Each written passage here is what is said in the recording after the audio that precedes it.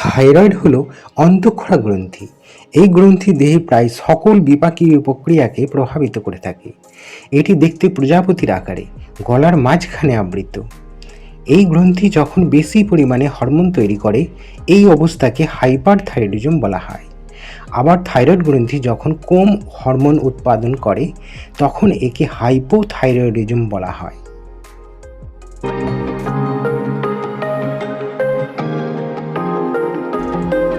হাইপোথাইরয়েডিজমের প্রাথমিক লক্ষণ হল দিনের পর দিন শরীরে ওজন বাড়তে থাকে, এমনকি কম খেলেও শরীর মোটা হতে থাকে, মেদ জমে, দেহের শুষ্কতা দেখা দেয় এবং চুলকানির মতো সমস্যা বেড়ে যায়। দেহের নাড়ির গতি হ্রাস পাওয়া, শারীরিক পরিশ্রম করতে অক্ষমতা দেখা যায়, অবসাদগ্রস্ত মন, অস্বস্তি ভাব দেখা দিতে পারে। এছাড়াও পেশিতে ব্যথা, গাঁটে ব্যথা, হাঁটাচলা করতে অসুবিধা প্রভৃতি। মহিলাদের ক্ষেত্রে রজস্রাব কম হয়ে যাওয়া, হজম শক্তি দুর্বল হয়ে পড়ে, কোষ্ঠকাঠিন্যও দেখা দিতে পারে। ধীরে ধীরে হাতের আঙ্গুলের নখ ভঙ্গুর হতে থাকে, মাথার চুল ঝরে পড়ে, এমনকি মাথার চুল পাতলাও হয়ে যায়।